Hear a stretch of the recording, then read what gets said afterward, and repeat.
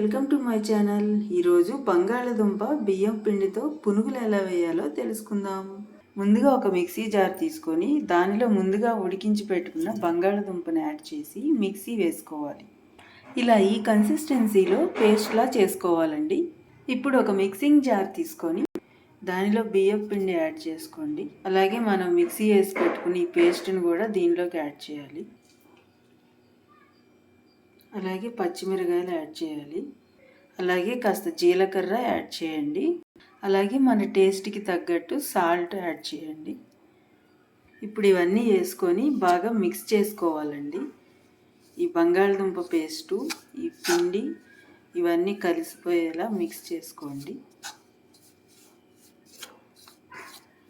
మామూలుగా మనం మినప్పిండితో పునుగులు వేసుకుంటాం కదండి. మినప్పిండితో అవసరం లేకుండా అప్పటికప్పుడు ఇన్స్టెంట్గా ఇలా కూడా పునుగులు వేసుకోవచ్చు. ఇవి కూడా చాలా టేస్టీగా బాగుంటాయి. ఇలా బాగా కలిసిపోయిన తర్వాత ఇప్పుడు దీనిలోకి వాటర్ యాడ్ చేసుకొని పునుగుల పిండిలాగా కలుపుకోవాలండి.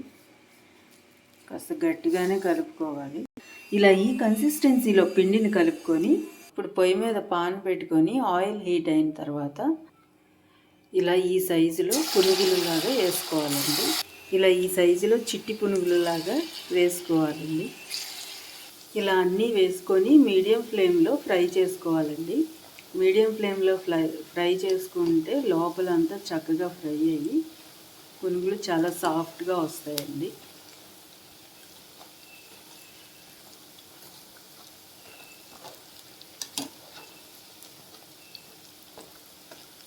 ఇలా ఈ కలర్ వచ్చేంత వరకు బాగా ఫ్రై చేసుకోవాలండి. ఇప్పుడు వీటిని ప్లేట్లో ట్రాన్స్ఫర్ చేసుకుందాం.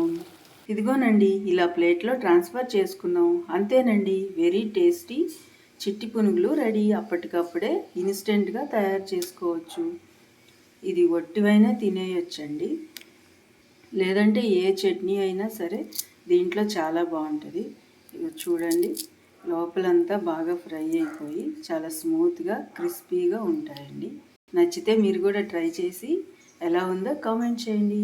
అలాగే లైక్ చేయండి, షేర్ చేయండి, సబ్స్క్రైబ్ చేసుకోండి.